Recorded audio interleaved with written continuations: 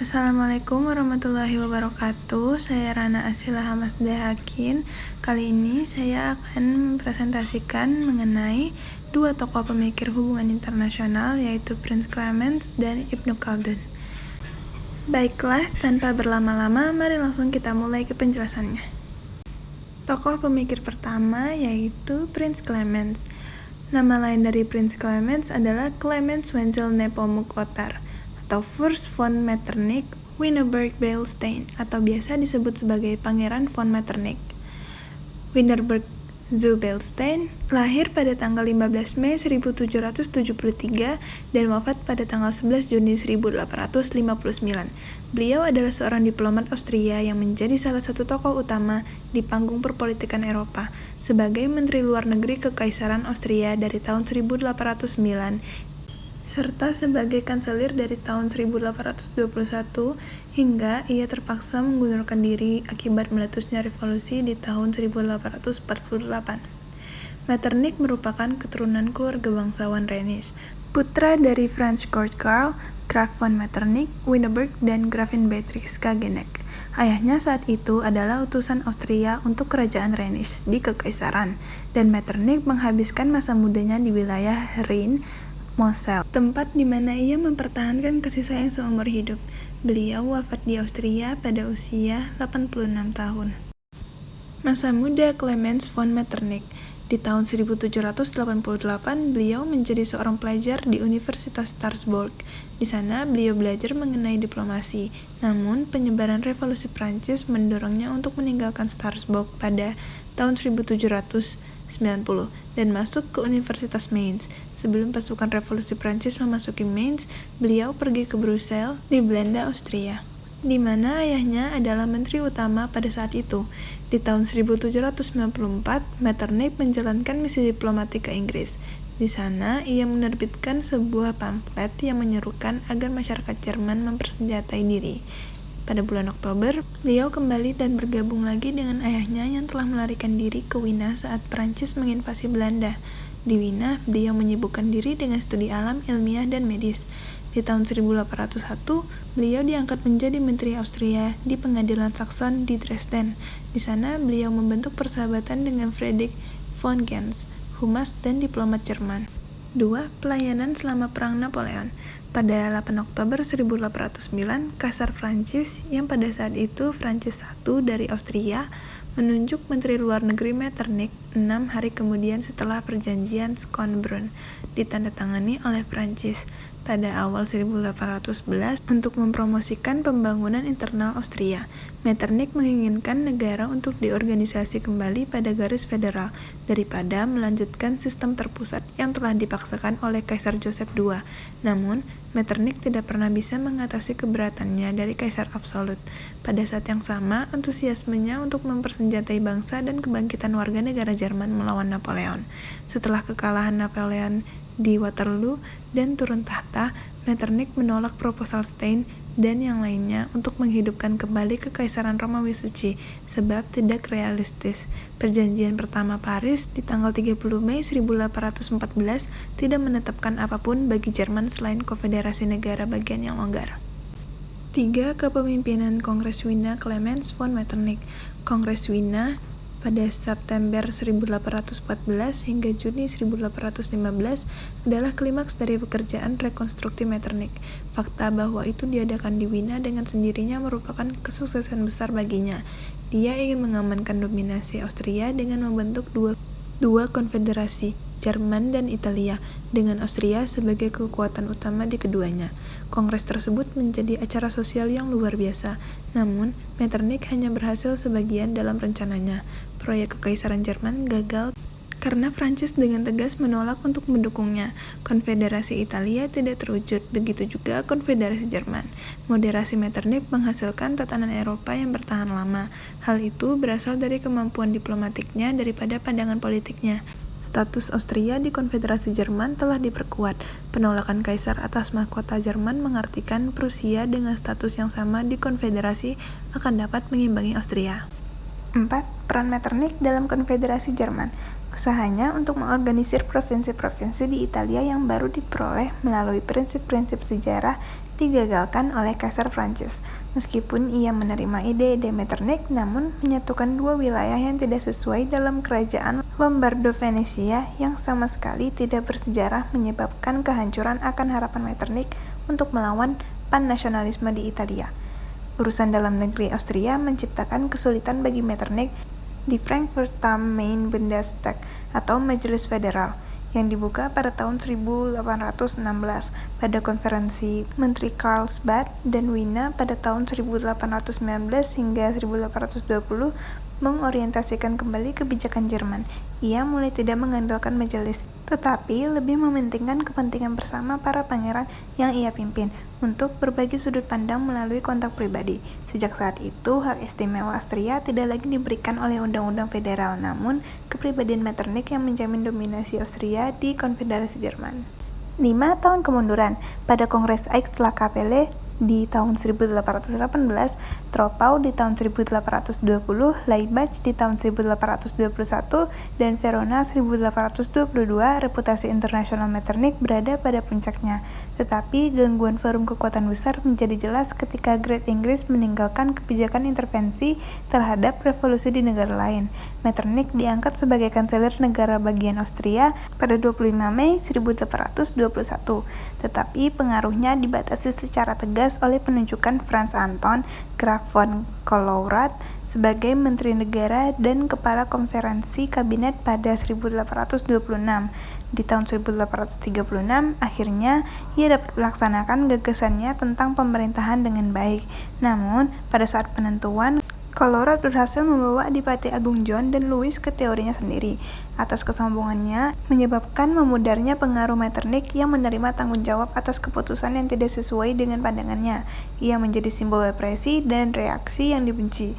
Di tanggal 13 Maret 1848, ia harus mengundurkan diri sebagai korban pertama revolusi. Tokoh pemikir HI yang kedua adalah Ibnu Khaldun. Ibnu Khaldun mempunyai nama lengkap yaitu Abu Zaid Abdul Al-Rahman Ibnu Muhammad Ibnu Khaldun Al-Hadrami.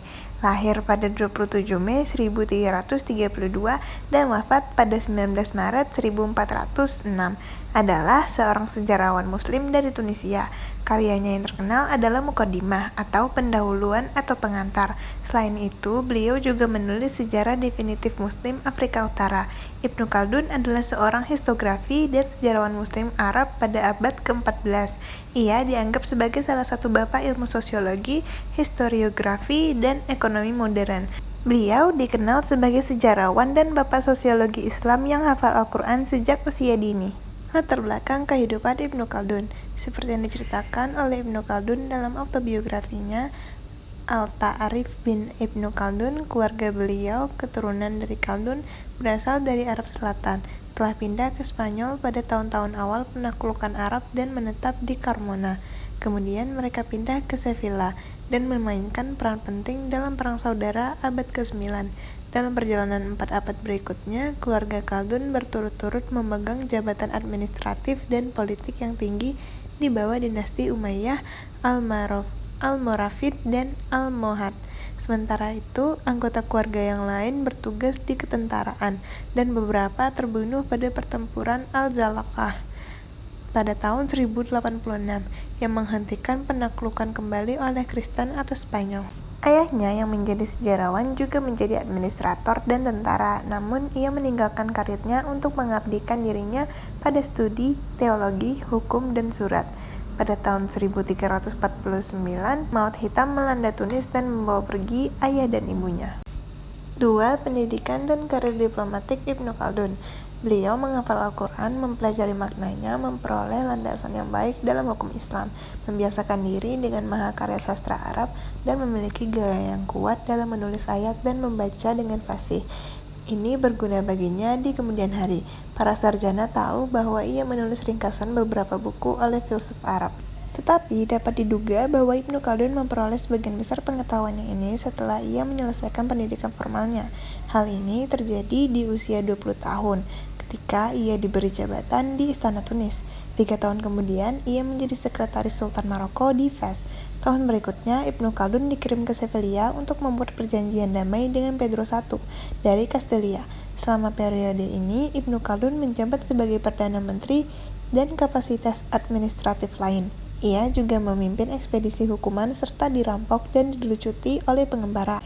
3. Muqaddimah Filsafat Sejarah Ibnu Khaldun. Di tahun 1375, Ibnu Khaldun menempatkannya dan keluarganya dalam sebuah kastil yang aman. Ka'iyat Ibnu Salamah, tempat yang sekarang menjadi kota Frenda, Aljazair.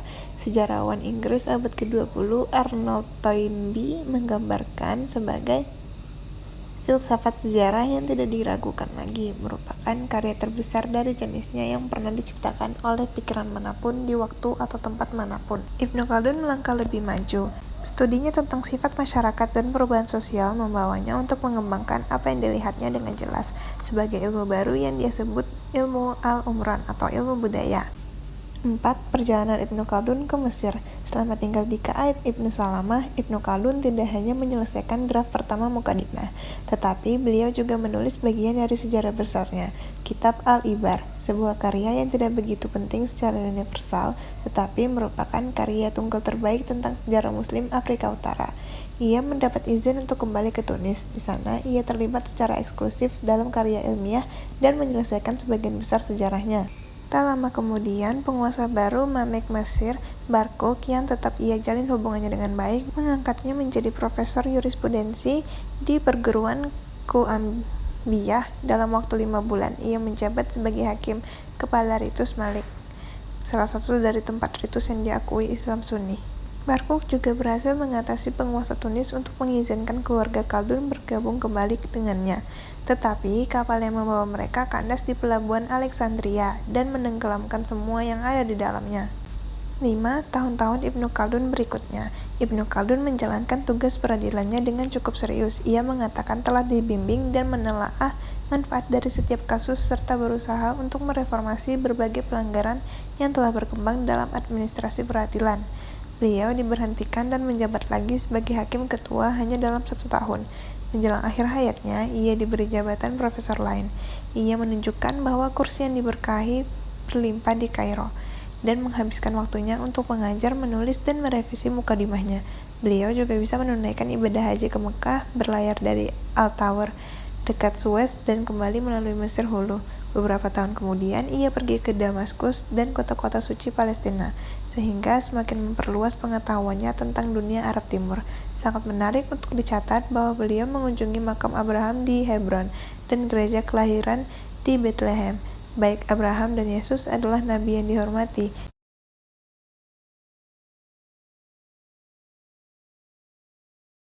Sebuah peristiwa yang disangkal oleh umat Muslim. 6. Penyelamatan oleh Timur. Pada 1400, Timur dan pasukannya yang menang menyerbu Suriah dan Sultan Baru Mesir, Faraj, pergi menemui mereka, membawa Ibnu Khaldun dan tokoh-tokoh terkemuka lain bersamanya. Tak lama kemudian, tentara Mamluk kembali ke Mesir meninggalkan Ibnu Khaldun di Damaskus yang terkepung. Situasi berubah tanpa harapan. Tokoh-tokoh sipil kota memulai negosiasi dengan Timur, di mana ia meminta untuk bertemu dengan Ibnu Khaldun. Timur memperlakukannya dengan hormat, dan sejarawan menggunakan semua akumulasi kebijaksanaan duniawi dan sanjungan sopannya untuk memikat penakluk dunia yang ganas. Timur meminta penjelasan rinci tentang Afrika Utara. Timur tidak hanya mendapat kuliah singkat tentang subjek kekhalifahan dan asabiyah, tetapi juga laporan tertulis yang ekstensif. Setelah bertukar hadiah dengan Timur, dia menuju ke selatan tetapi dirampok dan ditelanjangi oleh sekelompok Badui. Dengan bersusah payah menuju ke pantai. Di sana, sebuah kapal milik Ibnu Osman, Sultan Rom, berhenti membawa seorang duta besar untuk Sultan Mesir dan membawanya ke Gaza, guna membangun satu-satunya kontak yang akan menjadi kekuatan dominan di Timur Tengah, Kekaisaran Ottoman. Sisa perjalanannya ke Kairo berjalan lancar, begitu pula tahun-tahun sisa hidupnya. Ia meninggal pada tahun 1406 dan dimakamkan di pemakaman di luar Bab al-Nasar. 7. Makna atau kesimpulannya, Ibnu Khaldun tidak memiliki pendahulu yang dikenal dalam sejarah pemikiran Muslim. Demikian pula, ia tidak memiliki penerus yang layak. Namun, beliau membuat dampak pada murid-muridnya di Kairo, salah satunya Al-Makris. Ditunjukkan dari wawasan yang layak dari muridnya dalam menganalisis inflasi yang merajalela di masa itu, dan merupakan penulis dari beberapa karya tebal yang menyoroti banyak hal, seperti kondisi sosial kontemporer. Mungkin pengaruh pengaruh Ibnu Khaldun dalam kebangkitan luar biasa penulisan sejarah di Mesir abad ke-15 tidak terlalu fantastis. Namun, belakangan beberapa ulama dan negarawan Utsmani abad ke-16 dan 17 yang terkemuka menaruh minat besar pada karya Ibnu Khaldun, dan sebagian mukadimah diterjemahkan ke dalam bahasa Turki yang dibuat pada abad ke-18. Ibnu Khaldun menemukan kejeniusannya yang tak tertandingi oleh khalayak di seluruh dunia. Baiklah, berakhirnya penjelasan mengenai Prince Clemens dan Ibnu Khaldun, maka berakhir pula presentasi dari saya. Kritik dan saran sangat saya harapkan dari pendengar sekalian. Apabila ada kesalahan, mohon dimaafkan. Wabillahi taufiq wal hidayah. Wassalamualaikum warahmatullahi wabarakatuh.